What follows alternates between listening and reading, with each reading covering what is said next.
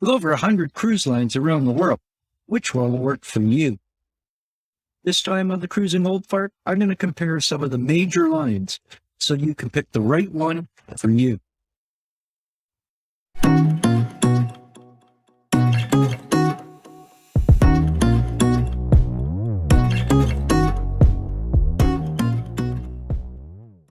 Welcome aboard Sea Cruise. I'm Chris, the Cruising Old Fart, and I want to help you make your next or your first cruise the best it can be.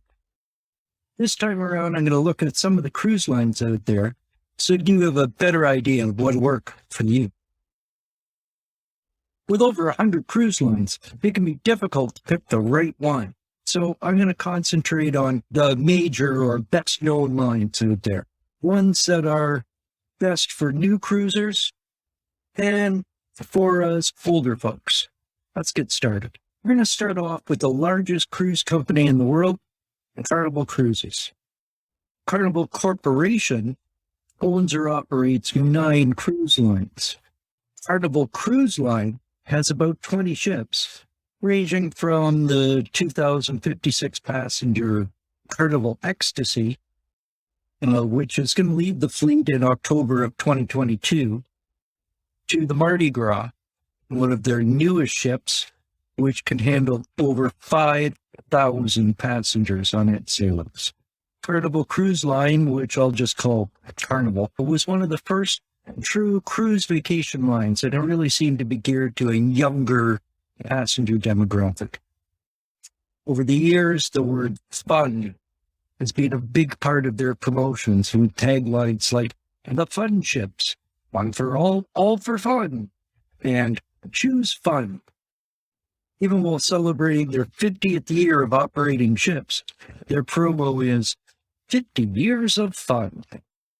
Known for their distinctive whale tail funnels, Carnival operates mainly out of the U.S., but they do sail from ports right around the world. Dress code on board, pretty relaxed.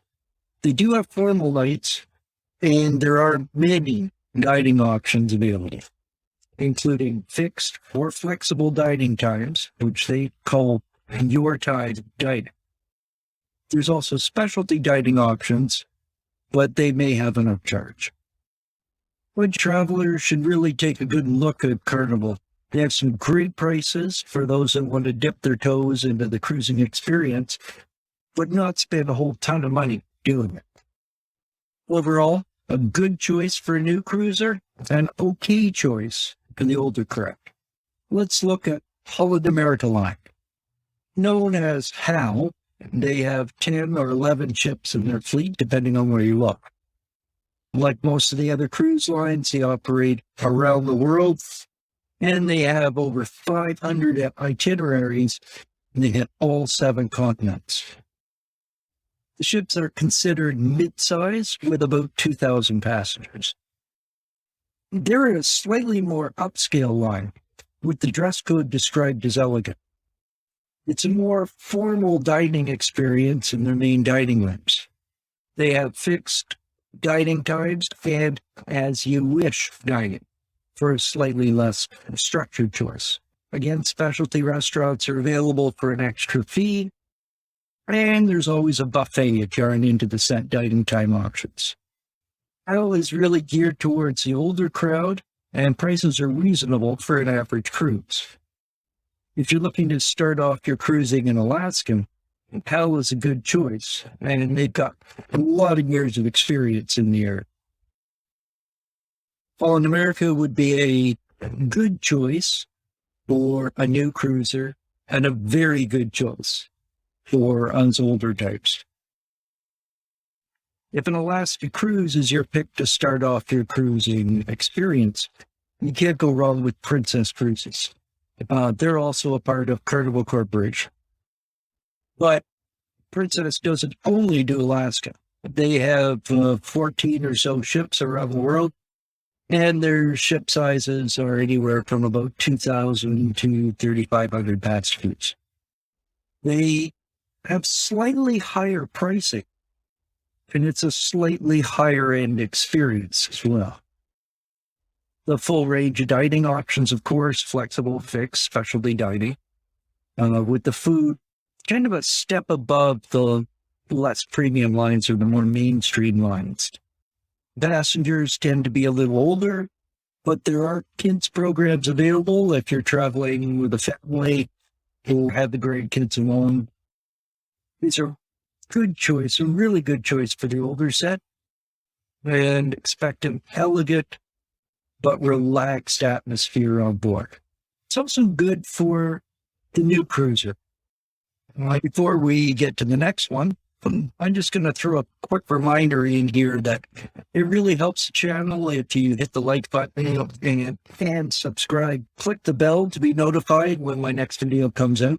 Doesn't cost you anything, but lets you keep kind of up to date. So, our next cruise line. Next to the dock is Norwegian Cruise Line, known by many as NCL. They have about 17 ships, and they were the first to introduce freestyle cruising. No dress codes, no set dining times, a really casual, relaxed atmosphere. Ship size on NCL is about 2,000 to over 4,200 passengers. Norwegian is really geared towards the family demographic. Lots of onboard activities for kids. There's water slides, bumper cars, you name it. But there's still a wide variety of choices for us older folks. No set dining times, but dining in the specialty restaurants can be a little more expensive than other lines.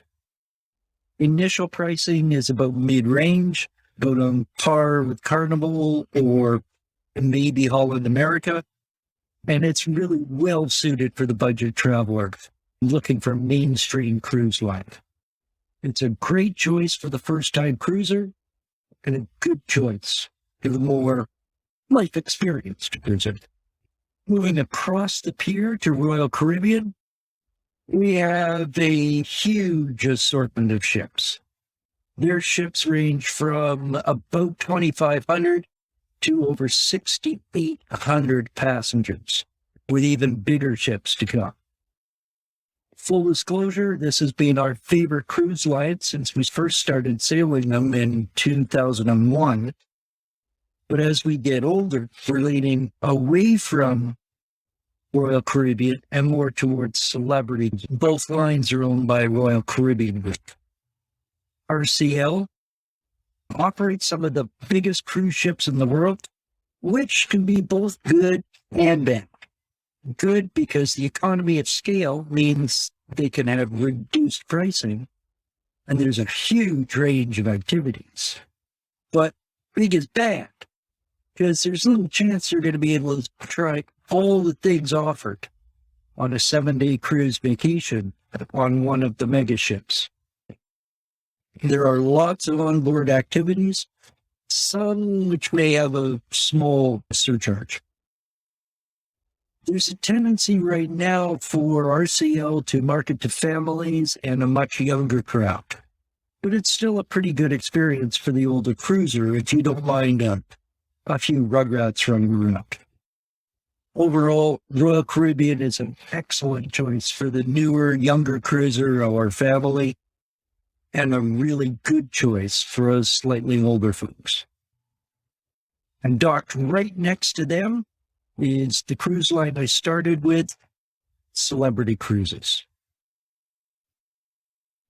Also part of the Royal Caribbean group, Celebrity has a distinctive X-shaped funnel, or an X around the funnels.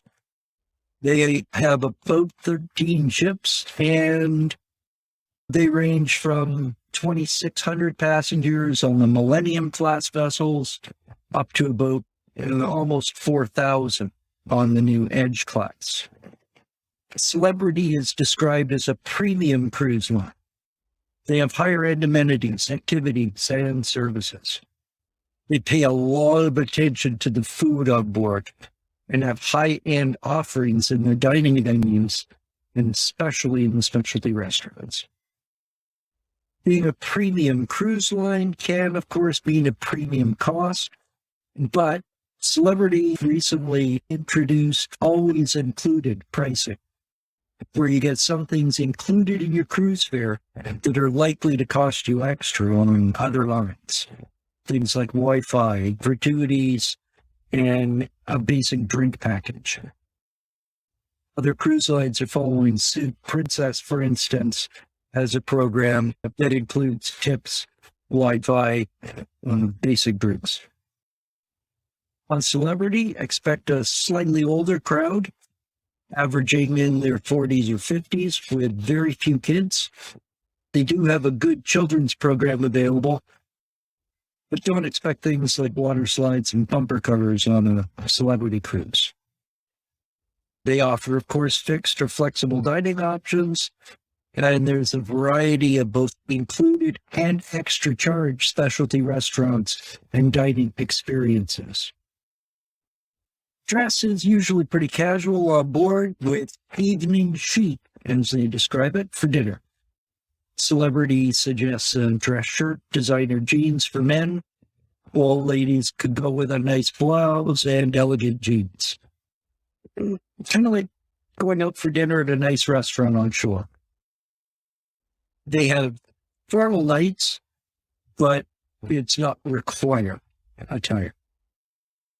Atmosphere is pretty relaxed on board, and expect to meet pleasant, friendly, and really often well-traveled fellow passengers. It's an excellent choice for the older cruiser, and a very good choice for the new cruiser looking for a slightly more traditional or upscale experience. Well, that's a roundup of some of the more popular cruise lines out there. There's a link to a comparison chart in the description below. If any of them seem to appeal to you, check them out on the web, talk to your travel advisor. A good travel agent will have either sailed on one or more of them, or will have clients who have told them about their experiences. An invaluable resource you can take advantage of, usually at little or even no cost. There are many lines I haven't covered, especially lines in the UK and Europe, who offer some great cruise experiences. Find out more about them, take a wander over to emmacruises.com, either here on YouTube or on the web. Her focus is on cruising on a budget, and mainly for UK cruisers, and she's been on many of the lines across the pond, like Marella, P&O, Saga, and others. I'm going to end this off with the usual request to hit the like button and subscribe to the channel. Doesn't cost you anything and really helps the channel. Thanks for stopping by, and we'll see you on board.